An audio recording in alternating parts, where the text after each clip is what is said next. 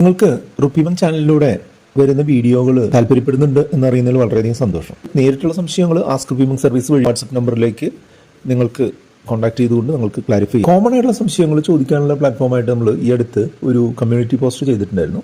13 ചോദ്യങ്ങൾ ഞാൻ തിരഞ്ഞെടുത്തിട്ട് ഒരു വീഡിയോ ആയിട്ട് നിങ്ങൾക്ക് എല്ലാവർക്കും വേണ്ടി അവതരിപ്പിക്കുകയാണ്. ആദ്യത്തെ ചോദ്യം വന്നിട്ടുള്ളത് മൻസൂർ അലി എന്ന് പറഞ്ഞ സുഹൃത്തിൻ്റെയാണ്. അദ്ദേഹം ചോദിച്ചിട്ടുള്ളത് ഇക്വിറ്റി ഫണ്ടാണോ ഇൻഡെക്സ് ഫണ്ടാണോ നല്ലതെന്നാണ് ചോദിച്ചിട്ടുള്ളത്. സത്യം പറഞ്ഞു കഴിഞ്ഞിട്ടുണ്ടെങ്കിൽ ഇക്വിറ്റി ഫണ്ടിൻ്റെ ഒരു കാറ്റഗറിയാണ് ഇൻഡെക്സ് ഫണ്ട്.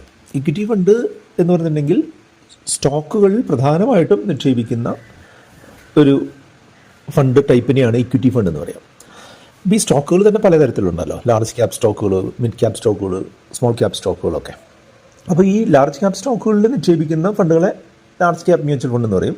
മിഡ് ക്യാപ് ഫണ്ടുകളിൽ കൂടുതൽ ഇൻവെസ്റ്റ് ചെയ്യുന്നതിന് മിഡ് ക്യാപ് മ്യൂച്വൽ ഫണ്ട് എന്ന് പറയും.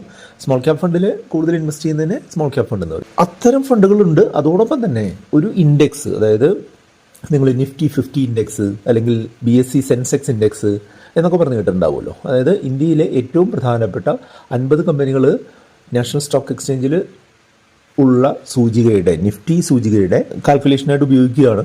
ആ 50 പ്രധാനപ്പെട്ട കമ്പനികളിൽ നിഫ്റ്റിയിൽ എങ്ങനെയാണോ നിക്ഷേപിച്ചിട്ടുള്ളത്, ഏതനുപാതത്തിലാണോ നിക്ഷേപിച്ചിട്ടുള്ളത്, അതേ രീതിയിൽ നമ്മൾക്ക് ഒരു മ്യൂച്വൽ ഫണ്ട് വഴി നിക്ഷേപിക്കാൻ പറ്റുന്നതിനെയാണ് ഈ നിഫ്റ്റി 50 ഇൻഡെക്സ് ഫണ്ട് എന്ന് പറയുക. അതുപോലെ ഓരോ ഇൻഡെക്സിനും ഓരോ ഫണ്ടുകളുണ്ട്.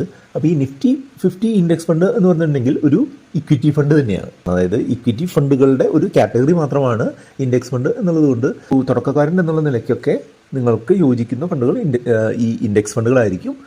മറ്റുള്ള ഇക്വിറ്റി ഫണ്ടുകളിലേക്ക് അതിന് ശേഷം പോകുന്നതായിരിക്കും ഒക്കെ നല്ലത്. എന്തായാലും നമ്മളുടെ വീഡിയോ സീരീസ് ഒന്ന് ഫുള്ളായിട്ട് കണ്ടു കഴിഞ്ഞാൽ അതിനെപ്പറ്റിയുള്ള ഡീറ്റെയിൽസ് അറിയാം. വീഡിയോ സീരീസിൻ്റെ ലിങ്ക് ഞാൻ കമൻറ്റിൽ കൊടുക്കുന്നുണ്ട്. അരുൺ കുമാറിൻ്റെ ചോദ്യമാണ് അടുത്തത്. How an NRI can invest in mutual funds, how taxes calculated for that.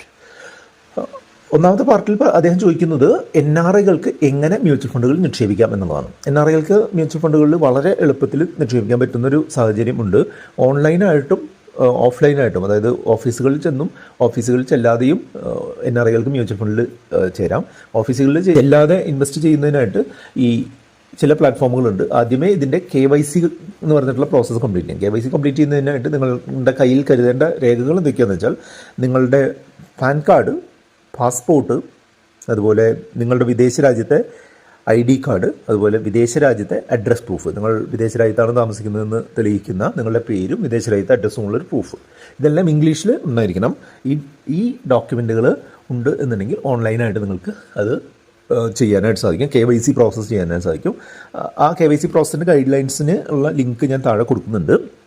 അപ്പോൾ KYC പ്രോസസ്സ് കംപ്ലീറ്റ് ചെയ്തതിന് ശേഷം ഓൺലൈനായിട്ട് തന്നെ പ്ലാറ്റ്ഫോമുകളിലൂടെ നിങ്ങൾക്ക് ആവശ്യം മ്യൂച്വൽ ഫണ്ടുകൾ ഇൻവെസ്റ്റ് ചെയ്യാൻ സാധിക്കും. KYC എന്ന് പറഞ്ഞിട്ടുണ്ടെങ്കിൽ ഒന്നുകൂടെ പറഞ്ഞുതരാം. നിങ്ങൾ ആരാണ്, നിങ്ങൾ എവിടെ താമസിക്കുന്നു, നിങ്ങളുടെ ഐഡൻറ്റിറ്റി എന്താണ്, നിങ്ങളുടെ ബാങ്ക് അക്കൗണ്ടുകൾ എന്താണ്, അങ്ങനെയുള്ള കാര്യങ്ങൾ തെളിയിക്കുന്ന രേഖേനെയാണ് ഈ KYC എന്ന് പറയുക.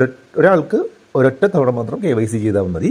അത് മിക്കവാറും ആദ്യത്തെ മ്യൂച്വൽ ഫണ്ട് എടുക്കുന്നതിന് മുൻപ് തന്നെ അത് കംപ്ലീറ്റ് ആയാലേ നമുക്ക് മ്യൂച്വൽ ഫണ്ടുകൾ ഇൻവെസ്റ്റ് ചെയ്യാൻ പറ്റുള്ളൂ.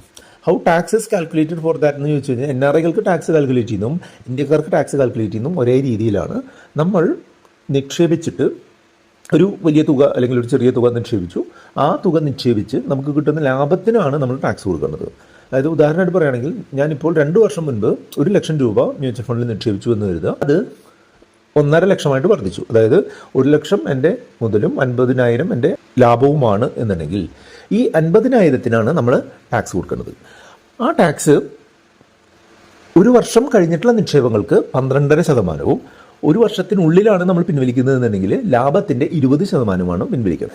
ഇൻവെസ്റ്റ്മെൻറ്റ് ഒരു വർഷം കഴിഞ്ഞിട്ടില്ല എന്നുണ്ടെങ്കിൽ, ഇപ്പോൾ 6 മാസം കൊണ്ട് 1 ലക്ഷം രൂപ 1,50,000 വർദ്ധിച്ചിട്ടുണ്ട് എന്നുണ്ടെങ്കിൽ ഈ 50,000-ൻ്റെ 20%, അതായത് 10,000 രൂപ നിങ്ങൾക്ക് ടാക്സ് ആയിട്ട് പോകും. അത് നിങ്ങൾ ടാക്സ് കൊടുക്കണം. അത് TDS ആയിട്ട് പിടിക്കുകയും ചെയ്യും. അതേസമയം ഒരു വർഷത്തിലധികം ഇത് ഹോൾഡ് ചെയ്തിട്ടാണ് നിങ്ങൾക്ക് ലാഭം എടുത്തിട്ടുള്ളതെന്നുണ്ടെങ്കിൽ 12.5%.